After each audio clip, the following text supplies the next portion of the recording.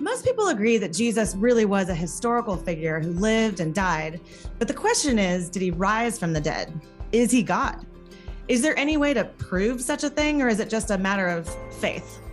Taking a few steps away from the classical arguments for God or for Jesus' divinity, we'll be looking at another historical puzzle, the Shroud of Turin. Is it for real?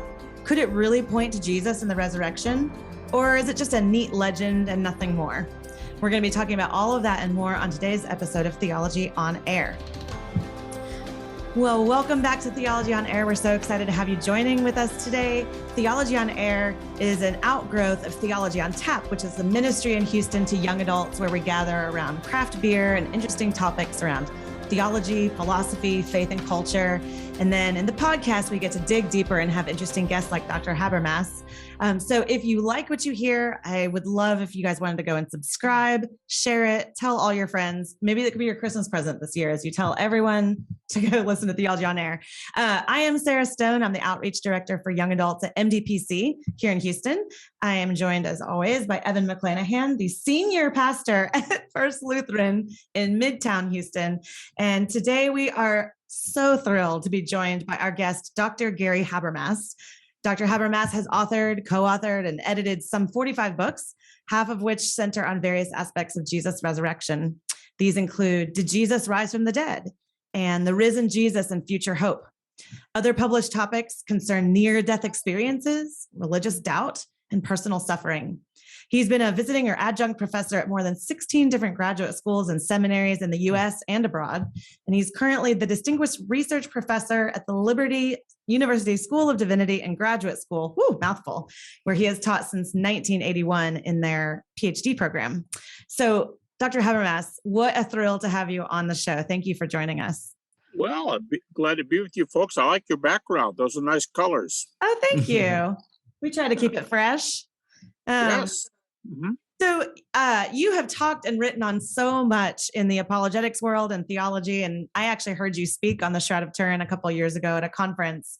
But before we get to all of the apologetic nerdy stuff, I would love to just hear a little bit about you, your own story, how you came to faith, and what interested you in this world. Like, what got you into writing and teaching about apologetic or evidences and that kind of thing? What if I gave a one-word answer and I said, death? I would be intrigued by that. Yeah, I said that on purpose. I do so many interviews, hundreds, that I keep thinking, as I answer these kind of questions, I think, wow, I've never heard myself say that. I never looked at this from this perspective. And what I mean by death is this. It occurred to me a while back that my interest in apologetics is framed by the deaths of the two most important people in my life up to the last point, which was 1995. When I was a child, my great-grandmother died. Now, most of us don't think of our great-grandmothers as the most important person in our life, but my great-grandmother was the most important person in my life. My folks knew that. We had a very close family, but my folks knew the place that my great-grandmother occupied, and she died when I was 8 years old. And I think more than anything else, that sent me on a search for, as strange as it sounds, it was a few years later after she died that I started wondering about, is death the end? Is there anything beyond this? And so on. And then I worked through a long, long period of doubt, about 10 straight years of really soul-searching doubt, and then probably 10 more years of on and off doubt. And about 3 years after my doubt period, as far as I can tell, ended, my wife and mother of my 4 children died of stomach cancer. Oh my gosh. In 1995. So about 5 years before that, my doubt period was pretty much over. And by God's grace, I thought I would have it all my life. I thought it was a disease that some people get, and I just had it, and because of my inquiring, I don't take anything for granted, and I what if everything, and I asked for evidence, and I just thought I would keep up. And it stopped about 5 years before she died. And then I thought to myself, great, it's probably going to come back again. And it never did.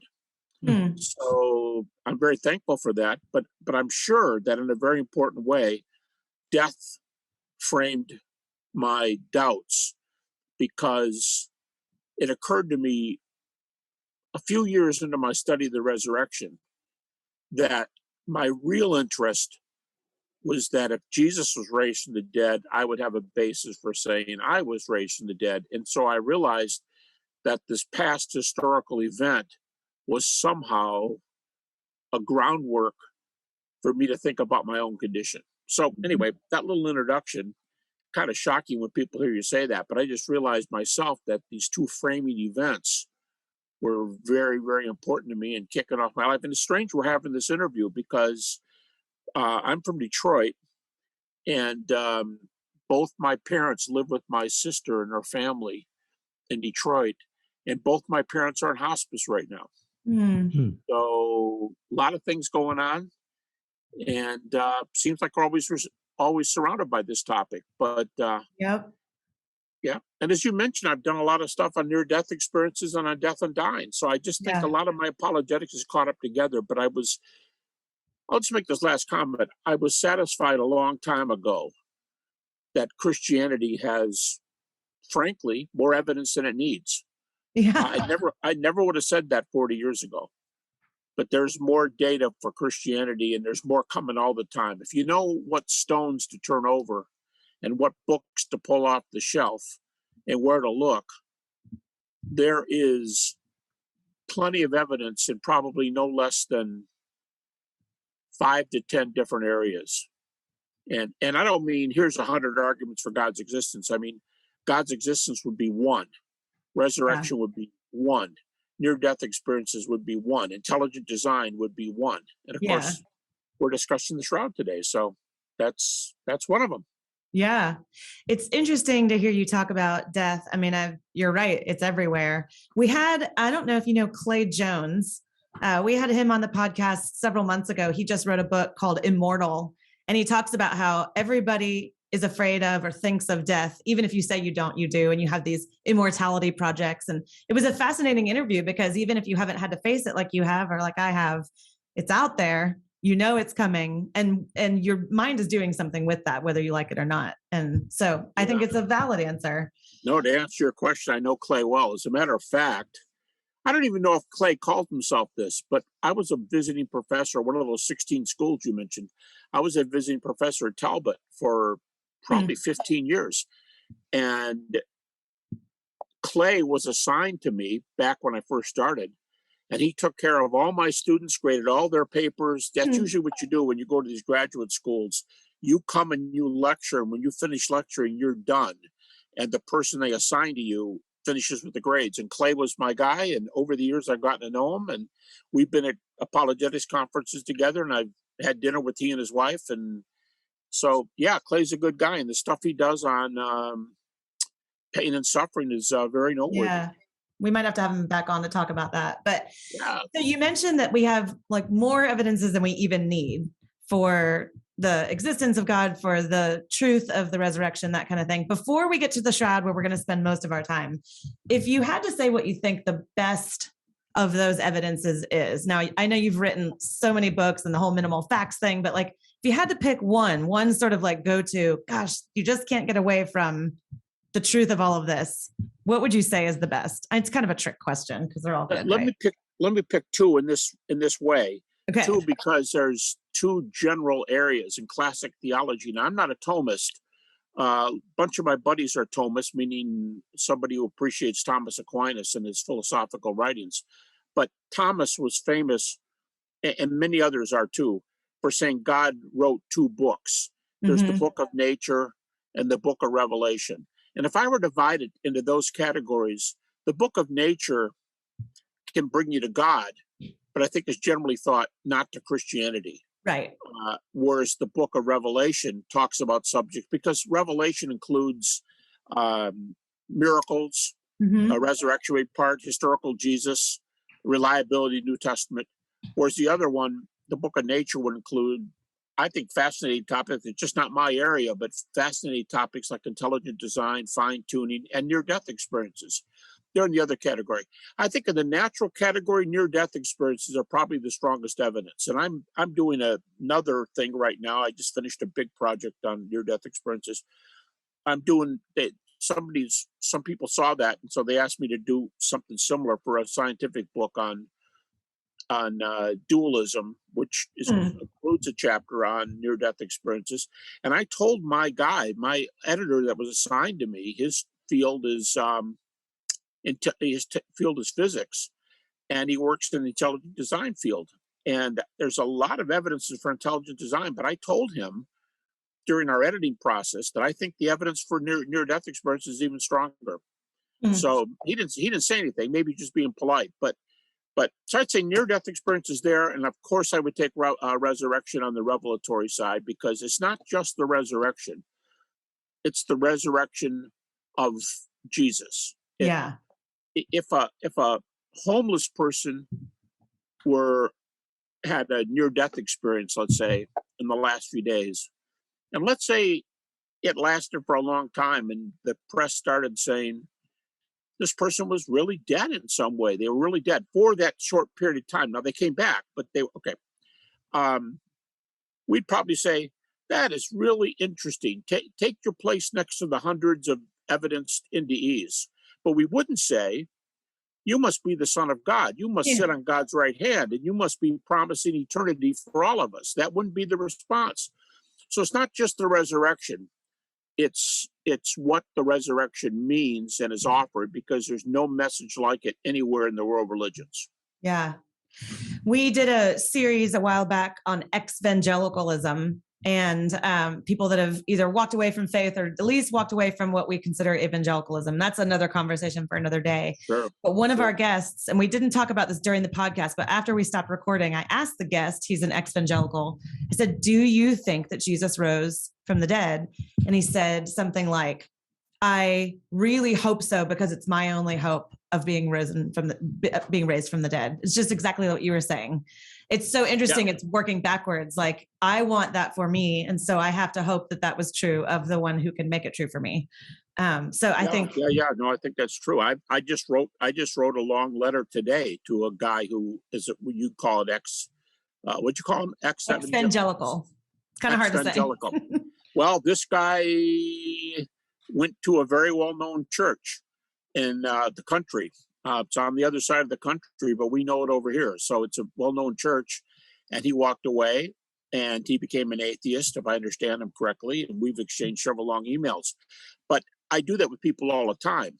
I've had well over 1,000 conversations with doubters, because that's one of the areas I work in. I don't like it. I'm trying to help people. I'd rather move on, but they're hurting. So, and they will say that to me occasionally. One of them just said to me about 2 weeks ago, they'll say, yeah, I'm not a believer. I don't believe in the resurrection yet. I can't refute it. And something's really there. I just can't make up my mind as to what it is, what happened. So you don't deal easily with that kind of information. Yeah. Okay. Well, I want to move us on to the real bread and butter of what we're going to be talking about today.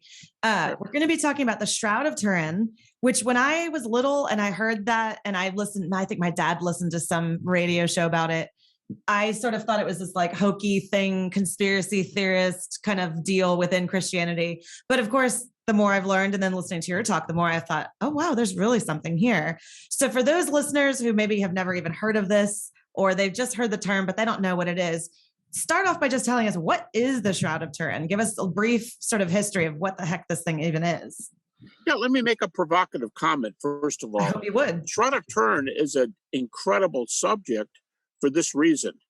If it's true, Christianity has a lot to gain, major league evidence. If it's not true, nothing in the book of Revelation or the book of nature says the Shroud of Turin has to be the real thing.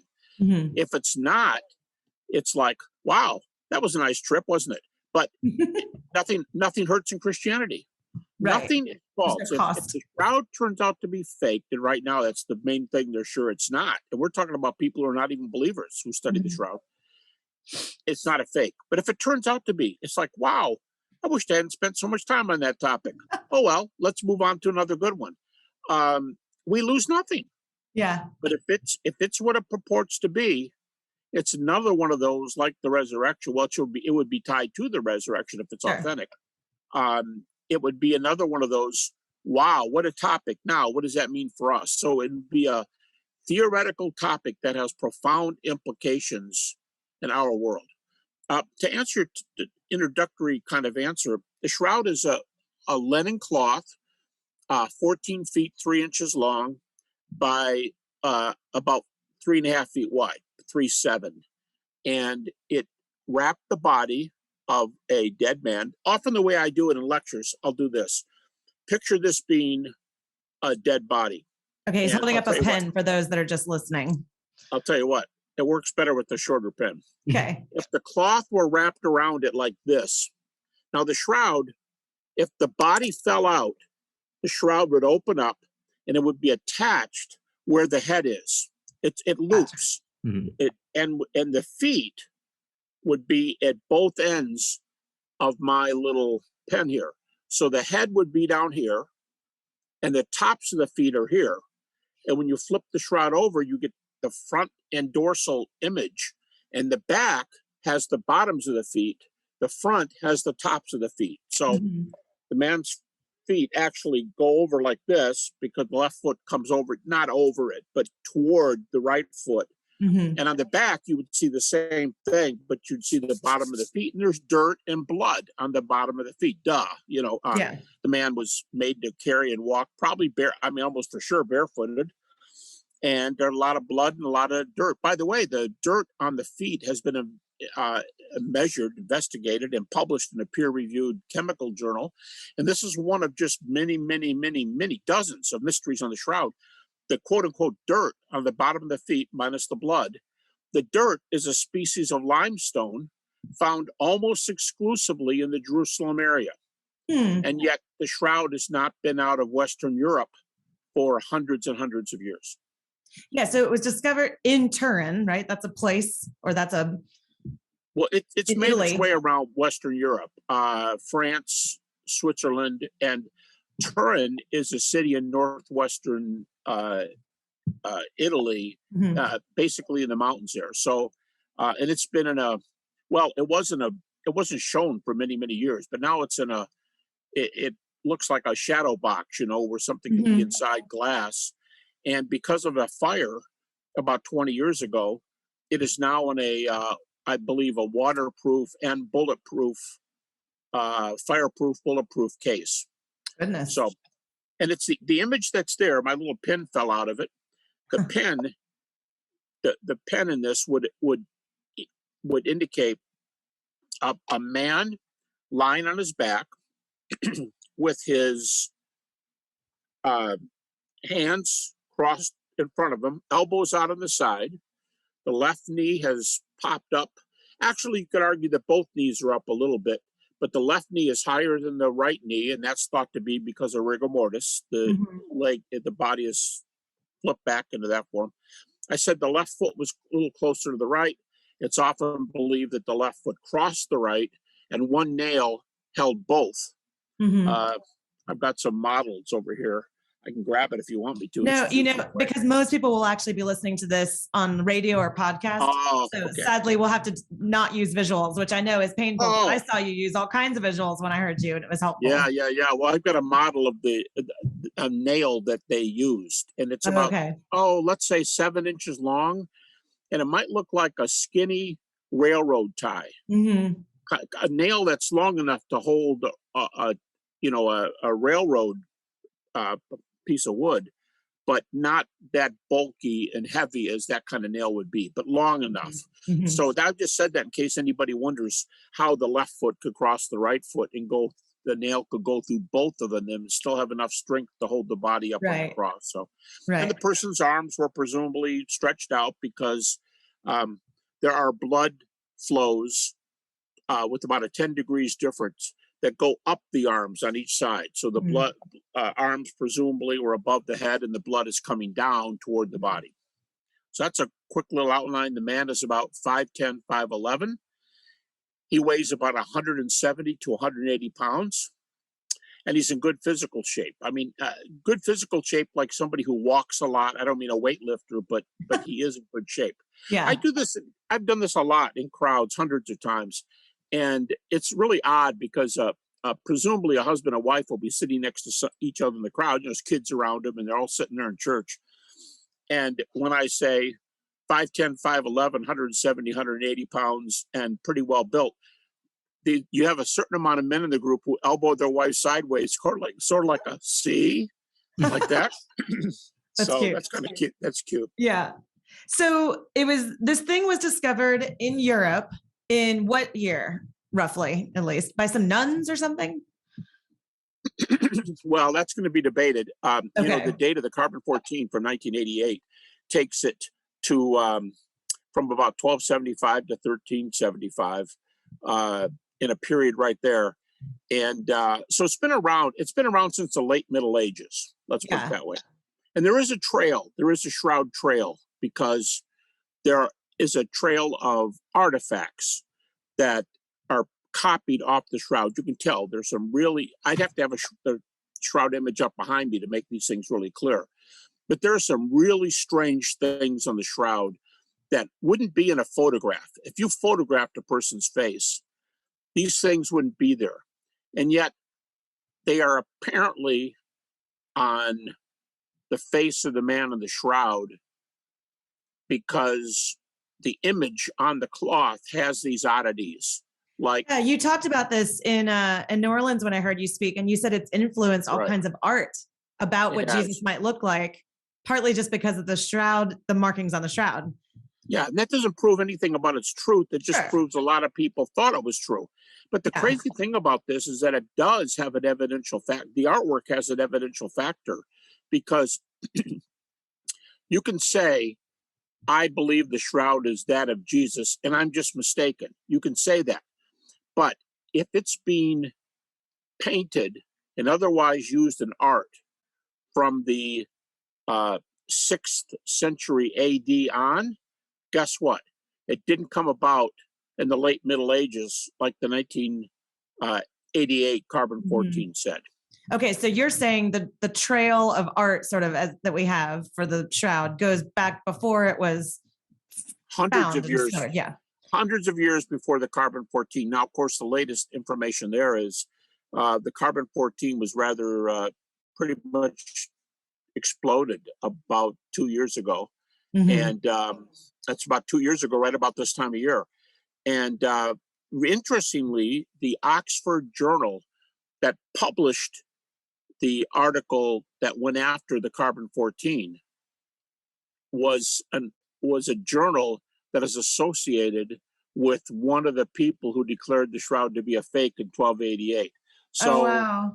Yeah, so this person, I mean, and what, we got to be fair. That doesn't mean the editor or the person in question, that doesn't mean they've changed their view and they now think the shroud is true. It could simply be that they think that this journal article is worth publishing because it makes a good point that ought to be considered, not because the case is over. Yeah. It'd be like another star witness being brought into court to change the direction of the questioning without indicating that the person is guilty or innocent. Well, can we just on the question of carbon dating, can we just give a kind of quick summary of what has taken place? So if memory serves, in 1988 they did a carbon dating and it went back to like the 1200s or something like that, kind of late Middle Ages, right? So people said it's a fake, but then there was this thing, well, but you can see where maybe it's a new piece of cloth that fixed something that got wet or burned in a previous fire. So that's actually what they were dating, or it was people handling it on the edges, and that's what they were dating. And so give a quick summary of kind of how they got the date to the Middle Ages, which led to, and still I think to this day has led to a lot of skepticism about the shroud.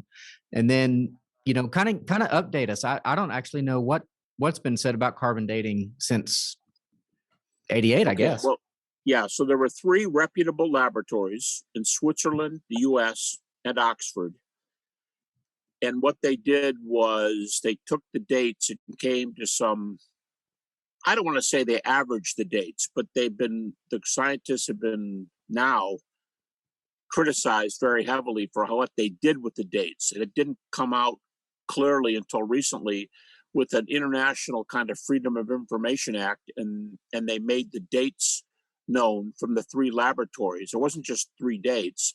There were several dates from 3 laboratories, and the dates were kind of all over the place over a multi-100-year area. And so actually a friend of mine, Tristan Casabianca, he's a European professor, and he got together with, there were 4 people. 2 of them, as I recall, had PhDs in statistics. And then the third one was a Shroud researcher and him. Now, Tristan, he had published an article in a prestigious British journal years ago on what he called the minimal facts of the Shroud argument. Now, Michael Acona and I have published what we call minimal facts argument for the resurrection of Jesus. And the idea is you can take a handful of facts, in our case, somewhere between 3 and 6, that critics admit without any problem. And there's enough there to say that Jesus was raised from the dead, but the critics admit all these facts. Well, Tristan did that with the Shroud. And he took these key facts from the Shroud and published, what do you think this is? It's looking like Jesus kind of thing. Well, that was a while back. And now he came back and he said, hey, something is fishy on this carbon-14 of 88. Now, you're right, Pastor. There are other critiques besides this one. For example, I think the one you're referring to was 2005. One of the Shroud team members, Ray Rogers, a chemist, the chief chemist, did work, and he said, hey, look, I've got some threads of the Shroud here, and I can tell you about what's going on with the image on the Shroud, what's not going on with the image in the Shroud, and compare this piece of cloth, compare this to this. And he says they react differently. They're not the same thing. And he'll say, look, I'm not arguing with you about whether this is Jesus' burial garment. I'm arguing with you about the chemistry. This chemistry does not equal this chemistry. So something is wrong here. We got to find out why this is different. Okay, that was it was published in a peer-reviewed chemical journal. Thermochemica Acta is the journal. But there's another argument that you mentioned. John Jackson, probably the best-known team member, certainly one of them. He's a theoretical physicist, and he argued that since the Shroud has been in now more than it's been in a couple of major fires, he says you're not going to be able to date it because the carbon is all screwed up from the fires. Okay, but Tristan's argument was different, and it went like this: you guys have X amount of dates from 3 laboratories in Switzerland, Oxford, and Arizona, but you don't take these dates and average them and say, voila, it's 1288 or it's some date, 13th century. That's not how you do stats. That's right. Sorry. You're good. Now, see, if you were here, we could give you a beer. That's Theology on Tap. But yes, I wondered if I could see through your glass. So I wondered if it really was beer. This is just water, but we do fill these with beer at our live events. See. Okay. Well, in his case, remember 2 of the 4 authors are PhDs in statistics. And they said, what you have to do with statistic is X, Y, Z. You don't average dates. And basically what it turns out to is you guys don't have enough dates that are close enough to come up with any kind of a conclusion there. Contrary to popular opinion, it didn't prove the Shroud was true or first century. It just proved they couldn't get the date they were getting. So it annulled their 88 hypothesis, it didn't establish the Shroud. But as a result, the dating of the Shroud is an open question. And back in 88, I was lecturing at Oxford, actually. I was a lecturer at Oxford, and I went to class that morning, and the student said, hey, did you hear? The results from the scientific testing came in, the Shroud's a fake. I thought, what? Because a lot of people thought this. We were getting on a bus that day and going on a tour. And so we went into London, and sure enough, these newspapers were stacked high, and they were selling this hot story that the Shroud was a fake. And it was the headline of the paper. But the response everybody had, the scientists, was something like this. We've had a lot of tests. We've done every non-destructive thing you can do to this cloth. And we don't have a test for Jesus, but we do have a test for authenticity of a cloth. And this thing passes. So what throws us for a loop here is that you're going to have this carbon-14, which is going to go against all these other dozens of tests, and we're going to throw it all out. It doesn't nullify these. So it was a big conundrum. So Tristan's, both Ray Rogers' 1905 article, John Jackson's Byrne article, and this one just came out, all are saying, yeah, maybe those other tests are still thoughtful and good and everything else, but we have to move on with the testing. We can't let the carbon dating hold us back. That was the point of what happened with the last test. Because there are other things about the actual cloth that are important, right? Like the type of linen, the technique used in weaving it, things of that nature. Those are consistent with, say, first century patterns. Not so. Even if we can't get the carbon date, there isn't anything that would obviously pull it out of the first century. I mean, it could be a hoax. People have made objections and say this is rare. I mean, here's some of the comebacks. There's a little bit of cotton in the fiber, but it's not cotton. But that was cotton. What I understand wasn't grown in Western Europe at that time. Another thing, I gave you the example of the dirt on the feet being a type of limestone from Jerusalem. The problem with this is, how would you get dirt from on the feet from Jerusalem? You go easy. You send a guy there. Whoa! Time out. In the Middle Ages, we don't have tests that can say that dirt is limestone from Jerusalem. So who cares if the dirt is limestone from Jerusalem? You can't tell what it is.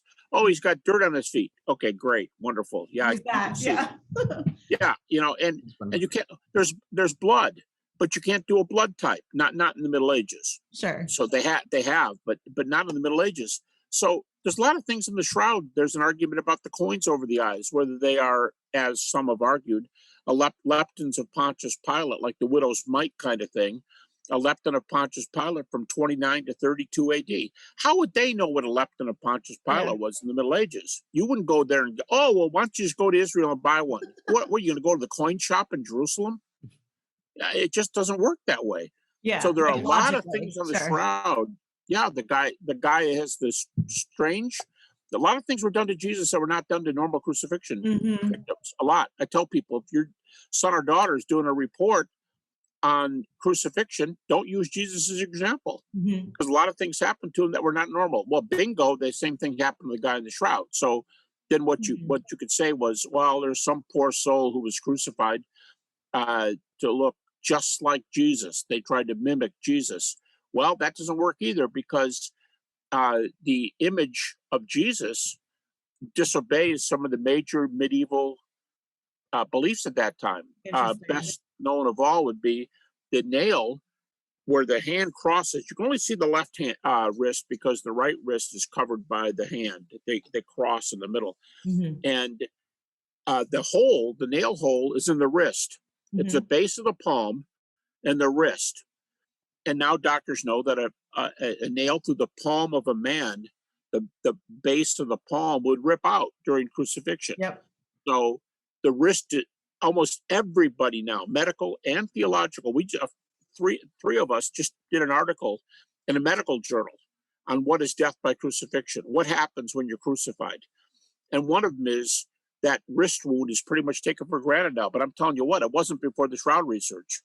It wasn't. In fact, a well-known art historian said that he has not, of the hundreds of pieces of art he's seen from the Middle Ages, he has never seen one where the nail hole is anywhere but in the palm of the hand. Yeah, interesting. So if you're going to crucify this poor guy to look like he's faking the shroud picture, whatever you do, don't put the nail in the wrist, stupid. Right. What are you trying to do? People are going to go, yeah, I almost believe this thing, except for the wrist, the holes in the wrist. Yeah. You know? And the crown of thorns is like a skull cap.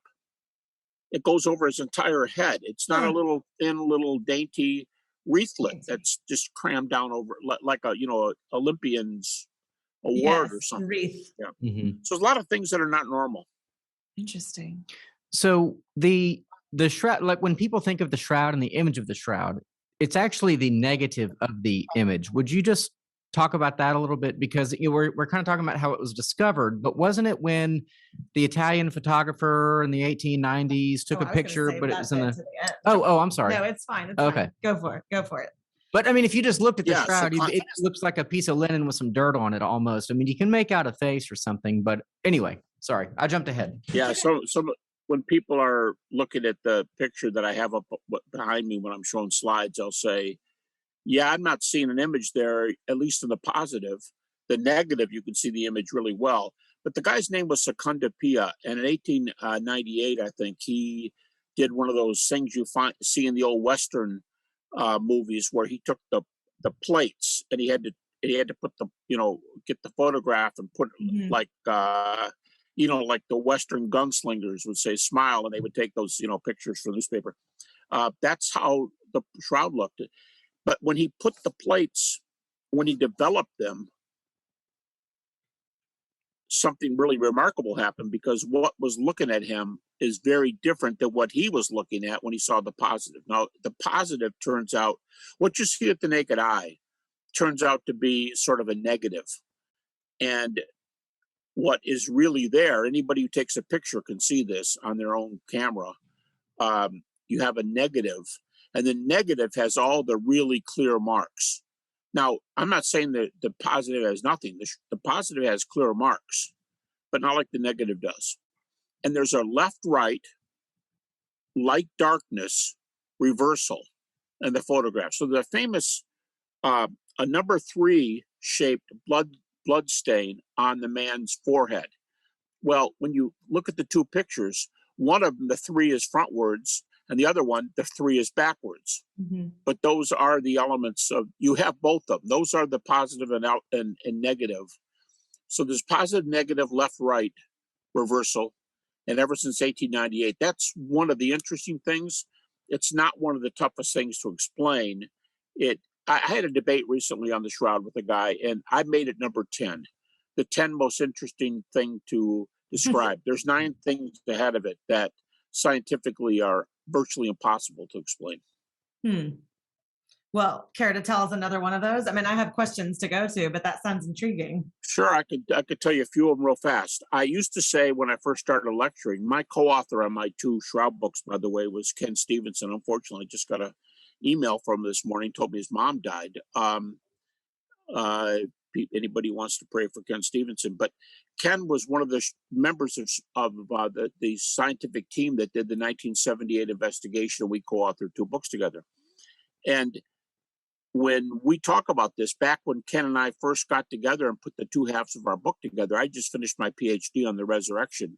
And Ken said, hey, well, I'm one of the shroud guys and you're one of the resurrection guys. Why don't we put our halves together? And that's how our book got started. I didn't even know him. The first night he asked me to, let's co-author a book, and I did not know him before that phone call. Is that what got you interested in the shroud to begin with? Because I was curious how you got into this. I was interested in the shroud, and I called one of the couple biggest named researchers, and they said, I really can't talk to you about this because we have an agreement not to talk to reporters. And I said, I'm not a reporter, I have a PhD. And he said, well, if you have a PhD, you should be doing this research on your own. Don't be calling me. I mean, he was kind of nice about it, but he said, I just can't talk to you. And then he said, I'll tell you what, he said, we do have a publicity guy, an editor who you can talk to. That was Ken. And he said, let me give you Ken's number. And I called Ken that night. Before the call was over, he said, let's do this book together. Interesting. Okay. Well, early when I started lecturing with Ken on the shroud, I would say the number 1 most difficult thing to explain was the 3D nature of the image. Now, if you take a photo of the shroud and you put the photo into a computer, like, I don't know how it works scientifically, but when the face of the shroud is interpreted, the machine is called a VP8 image analyzer, and it's used for space photos for distance between Voyager space shots and, like, say, Mars. And it gives distance. It gives distance information. So when they put the face picture in there, it gave distance information. And there are really no 3D photos today. I mean, actual 3D. But an image on the shroud in the VP8 image analyzer you can see they're famous. You can find them anywhere online. They're 3D photos of the face. They're used to make an image of the man's face, the man who was in the shroud. And that's because there's cloth to body distance. You go, that's number one? Well, in those days it was, because what that shows is the man's lying on his back, his left hand crosses his right, his wrist, his angle, his right, his left ankle turns toward his right, and so on. But whatever created the image on the shroud jumped across the distance of up to a few centimeters. How do you know that? Because the cloth wasn't touching the body in several places. There's fallout. Like the cloth could be across your forehead, your nose, and your chin. But Right. where did the eyes come from? What about the sides of the face? What about the obviously certain parts, high points of the body would be there, and lower points would drop out. So that 3D is very hard to explain. Another one is the shroud is superficial.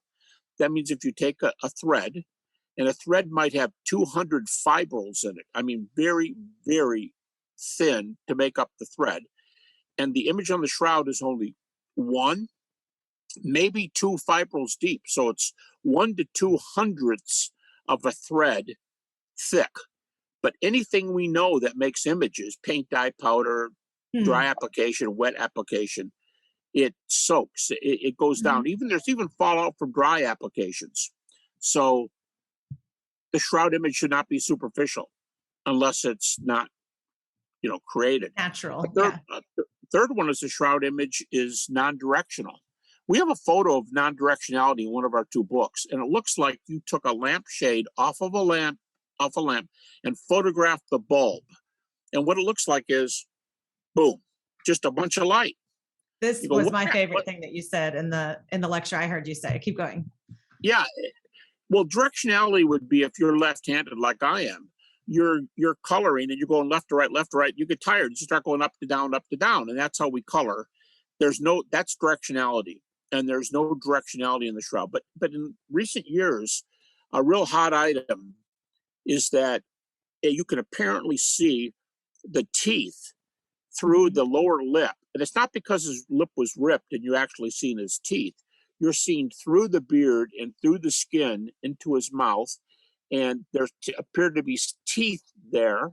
And in the backs of the hands, you can see the bones in the hand all the way up toward the wrist. And they even wondered if he had Marfan syndrome for a while, which is like Abraham Lincoln. Tall, thin people who have long, drawn-out bones. And they thought Jesus could have had Marfan's, if it's Jesus at all. Well, they said, no. What you're doing is, thanks for giving evidence. And you go, for what? Well, thanks for giving evidence for the fact that this is radiation from a dead body, because what you're calling Marfan's is not the bones up here where the fingers are. How come you're seeing bones through the back of the hand? They're not exposed for whipping or anything. You're just seeing his skeletal structure in his wrist.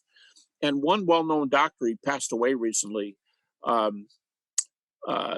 Alan Wanger, who has a double medical specialty and was a professor at Duke University School of Medicine, Alan had photographs as a doctor. He put a human hand and the shroud hand next to each other, and he put a human skull and the shroud skull next to each other, and they look identical. They look like, well, what he did was he cut the skull in half, the photograph of the skull and the photograph on the shroud, put them together, and it looks like the teeth are one continuous move from the skull right onto the shroud, and the teeth are lined up, so they just go right across, and the hands look like twins. They both have meat on them, they both have bones, but you can see inside in an x-ray. These are x-rays he put up there, not a actual human, a skull, an x-ray. And you can see the bones. That seems to be the one that's dictating a lot of attention now, because it is one of the arguments for saying that the image on the shroud is one or more types of radiation, like an X-ray. There's more than one type of radiation on the cloth. And it seems like the man in the shroud, this part is solid. The man in the shroud is dead. But it looks like the cause of the image is coming out from the body, so that you have a radiation imprint on the cloth as indicated by the teeth in the hands. So I'd say those are the 4 biggies right there. So that last one that you talked about was so powerful to me when I heard you speak, you did this bit where you kind of started out by saying, on like a scale of 1 to 100%, how sure are you that this is, the real deal? And I think, people would kind of raise their hands like, I'm 65% or I'm 75% sure. And you would even say like, I don't know that I'm even 100% sure, but I'm pretty darn sure. I'm not 100 because I don't think any scientific thing can be 100%. Well, there you go. Science is inductive. And any inductive process can only be known according to probability. And so I'm surprised you didn't say what I usually say. If someone asked me how sure I am, I often say depends on what side of the bed I got on, or if it was a sunny day when I woke up. Well, I thought I would leave the dad jokes to you. I didn't want to, steal your. There you go. Well, I say that all the time. That idea of there being some kind of radioactive light from within out. It's just such a powerful image if you think about resurrection, coming back to life, the light of the world. It's really neat. I loved that. So that definitely took me from sort of 80 to like 96%. 80 to 96. I don't know. I'm making those numbers up, So then with all of these these seem like really good evidences. There are a lot of people that still think the shroud is bogus. What are the objections? Like, what are the scientific or non-reasons that people have to dismiss it? Let me give you one scientific, one non-scientific. Okay. I think scientifically, it's not impossible that somebody could learn tomorrow how to fake the shroud. Mm-hmm. Now, the shroud is the most studied artifact in human history, religious or secular. More hours are put on the shroud than any other artifact. But someone could still come up with something that tests the same way. Now, right now, you can't get a 3D object that gives evidence of radiation that is superficial with no direction and no paint, dye, powder, or some foreign substance on the cloth that can account for the image. You put those just 5 right there, put those 5 together, and people are going to say, I can do it. Their problem is when they think they can do it, they send it into the scientists, and it takes the scientists a few hours, and they can tell you, you didn't do it. You didn't get this. It looks like the shroud, but it's not the shroud. But they could potentially come up with something.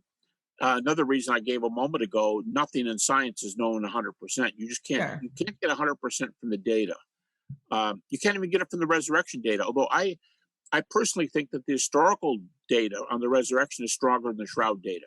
Yeah. I just think the shroud data would be a nice 1-2 punch in totally different research areas if it were there. Yeah. But that's one. Here's the non-scientific answer. If you're not religious, or you're an atheist, an agnostic, a skeptic, or you believe some other religion, you're an ardent believer, but you're not a Christian. If you're one of those options, chances are you will not believe it no matter what. That's another way to say philosophically, our worldviews are more powerful than our perception of data are. We will favor our family, our church, the part of the country, world we come from, nationality. We favor those things, and you could give me a bunch of evidence that I can't explain. And I could just sit there and just kind of go off on all of them and be wrong in my science. And I could say, yeah, who cares? No, I'm not a scientist. I don't know how to refute this, but it's wrong. Why is it wrong? Because I don't believe it. Why don't you believe it? Because it's wrong. Yeah. That's a circular argument. I don't care. I don't believe it. I'm not a Christian. Okay, you Christians. Then they go on to the next step. You Christians can be prejudiced. I'm not going to be. Well, as if now you're following this string of bad reasoning. Your reasoning isn't you can fake the shroud or explain it. Your reasoning is I don't want to believe it. So that's the non-scientific reason. Yeah, fair. As someone who is a little bit more in the presuppositional camp more than the evidential camp, I think that's very true. Sometimes you have to talk about worldviews first and the sort of philosophies that people sort of hold to before the evidence. But that said, I have always found the shroud interesting. We held a lecture on it a few years ago. Let me just ask some quick snapshot questions. Then I want to get to maybe a Christian objection quickly. But there's the head scarf. The palladium or something. What's it called? The palladium. Cedarian. Thank you. I was so wrong, but I have no pride, so I don't care. But it's in Spain. It's in Spain. Where's the? What if I gave a silly objection? Yeah, that's in Spain. The Shroud's in France. It can't be the same. No, but it is located there. And the blood type is the same. What blood type was Jesus? I want to see if he's the same. I think it's AB negative, but you're going to have to check that in the literature. It's not something I recall because it doesn't have any bearing on the evidence. Sure. You're assuming. By the way, they have a DNA too. They have a DNA test. But what medical doctors say, I've heard medical doctors speak on it at conferences, and they'll say, "I'll tell you what, we've got the DNA, but whatever this DNA is, it's not Jesus's. I don't care who's in the shroud; it's not Jesus's because DNA, they explain, is one of the touchiest chemical things there is. And if the shroud has been held 10,000 times, touched, carried, moved, it's going to have a combined DNA from a zillion people. You know, what it isn't is Jesus's DNA. So I have had people tell me this. How do you guys like this comeback? They said, what if Jesus's blood was universal donor? Wouldn't that be cool? Hey. That's a really interesting comeback, but it's not from what I understand. Yeah. It's just for the elect. Yeah. Joking. Okay, continue. That was just a zinger. But the headpiece is important from what people who've really studied this have told me, because it does have a history in terms of people sort of know where it's been. It is consistent with the shroud, even though it's not with the shroud. So I didn't know if you just wanted to say a sentence on, for someone who might want to look into this further, and that is kind of one bit of information. I don't know what stock you put in. Look it up. It's called the Cedarian. It has a lot of supporters. Often people who like the shroud like the Cedarian. I am quite agnostic on the Cedarian. I don't think enough has been. In philosophy, there's a critique that says two things can be very, very similar, but not the same. Mm-hmm. Two things this would be consistent if it followed from that. That would be consistent if it followed from this. But because it's consistent does not mean it has a causal connection. Gotcha. And it's that causal bridge that I would be looking for. So I'm a little more skeptical of that. Not that there's any problem with the cloth per se. Yeah. You had mentioned earlier, if you wanted to teach people about crucifixion, Jesus is not a good sort of example or exemplar for that. Would an example of that be scourging? Because they didn't normally scourge and crucify people. Is that correct? Well, no, they actually did almost always scourge crucifixion. They didn't have to, but they frequently scourged. But my question would be, scourging is one thing. Scourging a man this badly is something else. Why are you taking a chance, if you want to see a real kind of a perverted kind of thing, why would you almost kill a guy and deprive yourself of seeing what death by crucifixion is? If that's what you want, if you want to see a man crucified, you're the guy on the old Westerns who they pay $10 to come around and go, string them up, string them up, string them up. There's always that kind of thing. If you're going to crucify him, i.e. string them up, and by the way, the crucifixion is called hanging in the Greek. In the New Testament, it's called hung. If you're going to hang a person, don't take all the fun out of it. Don't kill him now for the whipping. Get it, hurt him a little, but in the New Testament, we understand why that could be. Jesus was struck or beaten by three different groups of people. In Pilate's case, he apparently wanted to convince the people, this poor man's been beaten enough. Why don't you let him go? It's almost like he kept going to hope that'd be the end of it. And of course, that wasn't it. So I think the seriousness of the beating is a good objection. The man on the shroud, he's beaten in virtually every area of his body, minus his face, his forearms, and his feet. Everything else has scourge marks on it. So it's much more serious than it had to be. And then we wonder, why did Jesus die after only 6 hours? Yeah. Last short, kind of quick yes or no almost question, and then a spiritual question. Do you think there are any tests left to perform? I mean, I'm sure the scientists always want to do more, but at this point, do you think that they could? You mentioned the problems with DNA. So many people have touched it. You mentioned some of the other difficulties of the fire and carbon dating. And do you think there's anything left to do, or do you think at this point the science is pretty well exhausted?